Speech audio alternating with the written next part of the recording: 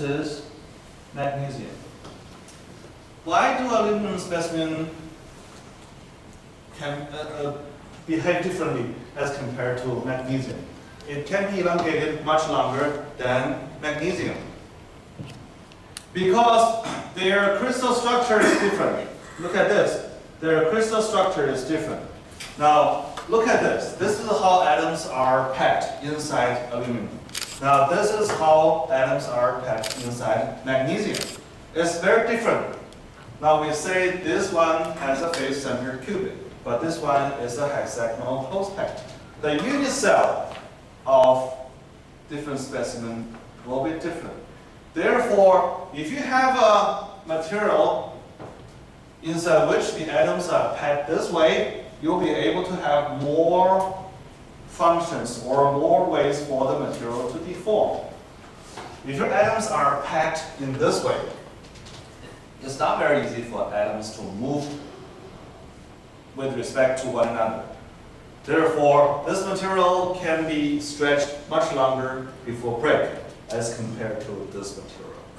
Okay? So the reason for this will be discussed in chapter 4 after we talk about the motion of dislocation. Okay? Now, here also different materials exhibit different microstructure and resultant properties. Here we have a superpositive deformation in low stress sliding along grain boundary. Here we have one grain, here we have another grain. At the grain boundary, you only need a very slow stress. You only need a very small force to deform that material.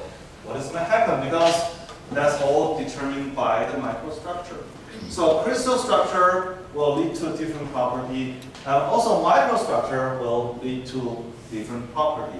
Always remember, crystal structure and microstructure are, even though they are both structures, they are looked at different scale. Okay, crystal structure is at atomic scale, but microstructure is at microscopic scale under microscope. Okay, so how do you decide on a specific material for your application? If you want to both strength, ductility, and cost, you choose metal. You don't want to choose polymer.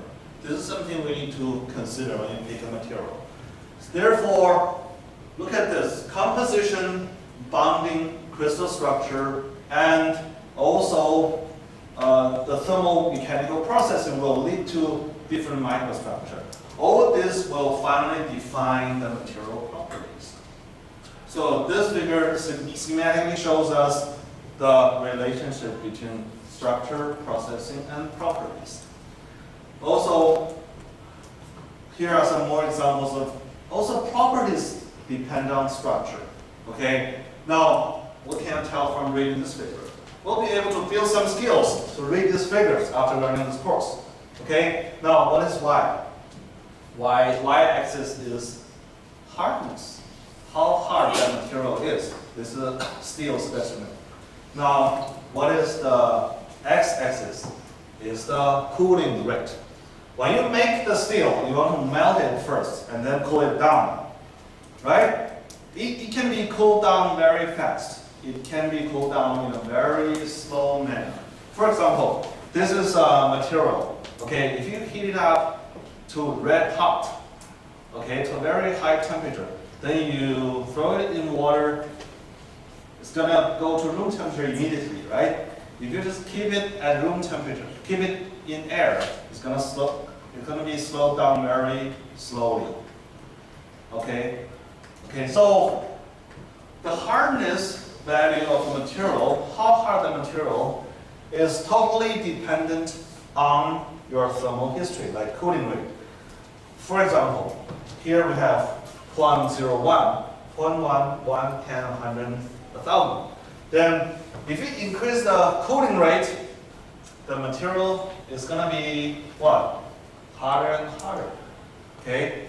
If you cool it very fast, throw it in water, then inside the microstructure, you'll be able to see this kind of a needle-like or plate-like martensite structure.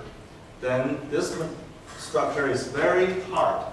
So if you cool it slowly, here, then that's what we call the product structure. It's going to be much softer than before. So the hardness is the property. The property depends on the structure. Okay. Also, for example, how you process it is going to be different. When you deform a material, when you heat it up, now the ductility could change. And also the tensile strength could change. This is also something we need to learn after the deformation chapter. Okay. So alloying and diffusion can be effective way to enhance or to improve properties. For example, if you add lithium or zirconium to aluminum, okay, it can effectively strengthen the existing alloy. If you add lithium to aluminum or zirconium to aluminum, this aluminum could be much stronger than before. Okay, but if you add this kind of alloying element into a metal, it can also cause problems, such as if you add gallium into aluminum. Gallium is a very fast diffuser. It's going to move very fast at the grain boundary of aluminum, okay, and then make aluminum very, very brittle. So this will be a problem created by this alloying method. Therefore, in order to know what kind of alloying elements should I add to a metal, what kind of elements I cannot just add to the metal, then you need to be able to learn this. To understand the temperature versus composition phase diagram. This is our chapter 4 we're going to learn. Okay. By looking at the phase diagram, you'll be able to understand at what composition, at what temperature, what kind of phases is going to be there, and then what are the final properties of the material. And also, when you add different alloying elements, when you add a third, a fourth, a second elements into your metal, how do you change the phase boundaries of your phase diagram? So this is you need to learn. After knowing the phase diagram, you have to understand the TTT diagram. Now what is TTT? TTT means temperature time transformation. You need to understand how phases going to change during heat treatment. So these are necessary things we need to understand for learning this course in this semester. So the general material selection process is like, the purpose for us to create a new material is to create a material that fits application. Therefore, by choosing a material, when you want to select material, you have to pick an application first. Okay, you know, where do I need this material? Where is this material going to be used? Right? Then pick an application, then determine required properties. What are the properties I need for that material to fit this application? Do I need its mechanical property, or do I need optical property, or do I need electrical property, or do I have to care about its deteriorative properties?